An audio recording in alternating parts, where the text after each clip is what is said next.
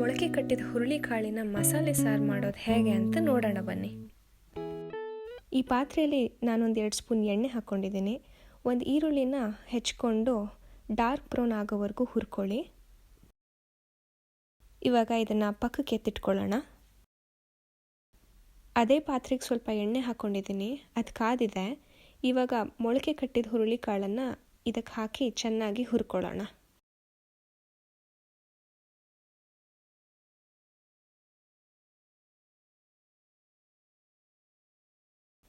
ನೋಡಿ, ಹುರುಳಿಕಾಳು ಇವಾಗ ಪಾತ್ರೆಗೆ ಹಿಡ್ಕೋತಾ ಇವೆ.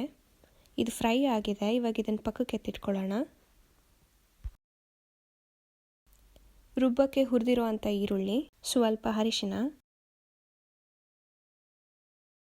1/4 ಸ್ಪೂನಷ್ಟು ಚಕ್ಕೆ ಲವಂಗ ಪುಡಿ, 1 ಸ್ಪೂನಷ್ಟು ಧನಿಯಾ ಪುಡಿ, 1 ಸ್ಪೂನಷ್ಟು ಅಚ್ಚ ಖಾರದ ಪುಡಿ, ಸ್ವಲ್ಪ ಕೊತ್ತಂಬರಿ ಸೊಪ್ಪು, ಇಷ್ಟನ್ನು ನುಣ್ಣಗೆ ರುಬ್ಕೊಳ್ಳಿ. ಅದೇ ಪಾತ್ರೆಗೆ ಸ್ವಲ್ಪ ಎಣ್ಣೆ ಹಾಕ್ಕೊಂಡು ಶುಂಠಿ ಬೆಳ್ಳುಳ್ಳಿ ಪೇಸ್ಟ್ನ ಹುರ್ಕೊಳ್ಳಿ.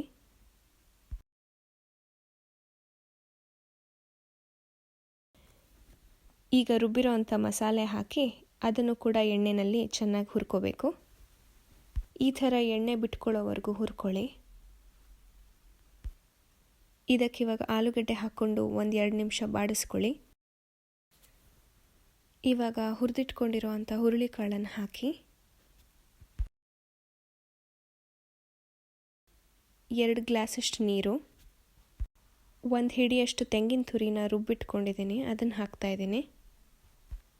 ರುಚಿಗೆ ತಕ್ಕಷ್ಟು ಉಪ್ಪು, ಇಷ್ಟನ್ನು ಮಿಕ್ಸ್ ಮಾಡಿ ಪಾತ್ರೆ ಮುಚ್ಚಿಬಿಟ್ಟು ಒಂದು 10-15 ನಿಮಿಷ ಬೇಯಕ್ಕೆ ಬಿಡಿ. ನಿಮಗೆ ಕಾಳು ಸರಿಯಾಗಿ ಬೇಯೋದಿಲ್ಲ ಅಂತ ಅನಿಸಿದ್ರೆ ಇದನ್ನು ಕುಕ್ಕರಲ್ಲಿ ಕೂಡ ಹಾಕಿ 1-2 ವಿಷಲ್ ಬರೋವರೆಗೂ ಬೇಯಿಸ್ಕೋಬೋದು. ಈ ಹುರುಳಿಕಾಳು ಸಾರು ಅನ್ನದ ಜೊತೆ ಆಗಲಿ ಅಥವಾ ಚಪಾತಿ ಅಥವಾ ರಾಗಿ ಮುದ್ದೆ ಎಲ್ಲದರ ಜೊತೆನೂ ಚೆನ್ನಾಗಿರುತ್ತೆ.